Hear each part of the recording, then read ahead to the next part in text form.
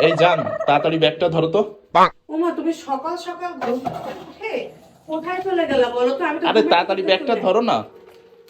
আলু কিনে আনছো এত?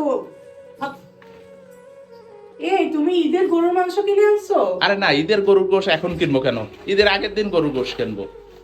ও, তাও তো ঠিক, ঈদে তো আর এত অল্প গরুর মাংস কিনবে না। হ্যাঁ। তা আজকে তো শুক্রবারও না যে তুমি হচ্ছে গরুর মাংস কিনে আনছো, কি কেন কি মনে করে? শুক্রবার না হইলে বা ঈদের জন্য বাদে কি গরু গোশ কেনা যাবে না নাকি?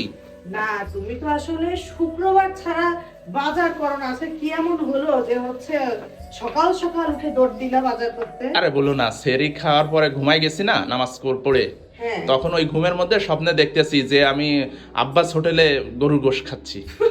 ঠিক আছে। আর সেই আব্বাস হোটেলের লোভে লোভে তুমি হচ্ছে চলে গেছো হচ্ছে গরুর মাংস কিনতে, তাহলে হ্যাঁ। আব্বাস হোটেলে রওনা দিতা। আরে আব্বাস হোটেলে রওনা দেবো কেন? তাই আমি সকাল সকাল ঘুম থেকে উঠে গরুর গোশ কিনে নিয়ে আসছি, তুমি আমাকে আব্বাস হোটেলের মতো রান্না করে দিবা, ঠিক আছে?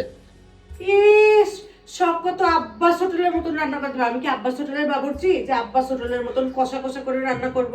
কেন, তুমি আব্বাস হোটেলের বাবুর্চি না তো, তুমি আমার হোটেলের বাবুর্চি।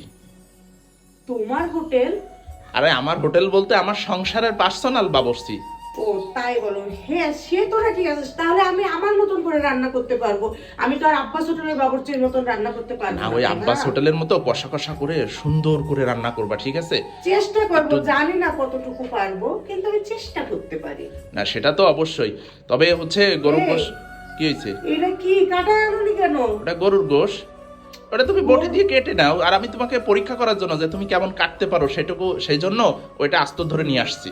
মানে সব সময় সব কাজে একটা ফাইজলামি না করলে তোমার হয় না। হ্যাঁ। 10 বছর ধরে সংসার করতেছি, 10 বছর পরে তুমি আমার পরীক্ষা নেওয়ার জন্য আজ তো গরুর মাংস কিনে আনছো না? বলো, কষাই তোমাকে হচ্ছে কেটে দিতে ভুলে গেছে। ওই শোনো, শিক্ষার কোনো বয়স নেই আর শেখারও কোনো বয়স নেই, ঠিক আছে? আর পরীক্ষা দেওয়ারও আর কোনো পরীক্ষা বয়স দেওয়ারও নেই। কোনো এই জন্য বয়স আমি নেই। 10 বছর পরে এসে এখন গরুর মাংস কাটার পরীক্ষা দিবা, ঠিক আছে? আচ্ছা, আচ্ছা, বুঝলাম, খুব ভালো কথা। তা গরুর গোশটা ভালোই কিন্তু কেনা হয়েছে, সিনার মাংসও আছে, আবার এটা রানের মাংস, Solid মাংসও আছে। তা আমি বোঝো না তুমি, আমি আব্বাস হোটেলে খাওয়া, মানে আব্বাস হোটেলের গরু গোশ খাচ্ছি। আমি কি পুরা এই যে কত গরুর মাংস, এর কতটুকু গরুর মাংস আনছো? 2.5 কেজি 3 কেজির মতো হবে। এখন এই পুরা গরুর মাংসটা আমি একবারে তোমাকে রান্না করে দিব? এই গরুর মাংস আমি এখন 3 প্যাকেট করব, কম পক্ষে কয় প্যাকেট? 3 থেকে 4 প্যাকেট। আমরা দুইজন মানুষ এত মাংস একদিনে কি খায়? তুমি কি আর কি করো, রান্না করো। আর কি পাইছো? তুমি আব্বাস হোটেলের মতো কষা কষা রান্না করো, দেখবা আমি খেয়ে ফেলবো সব, হ্যাঁ, আর যা থাকে তোমার ডিপে যে ধুয়ে high দেবো। pressure, এটা তুমি ভুলে গেছো না? তুমি যে হারে গরুর মাংস খাওয়া শুরু করছো, আল্লাহ না করুক, আল্লাহ তোমাকে মাফ করুক, ওষুধও ঠিকঠাক মতন খাও না। আরে একটা জায়গায় 2টা প্রেশারের ওষুধ খাই নেবো, তুমি গোশ রান্না করো তো, অত কথা না বলে। মানে গোশ নিয়ে আসছি কই, তুমি খুশি মনে কেটে কুটে সুন্দর করে আব্বাস হোটেলের মতো রান্না করা শুরু করবে, তা না?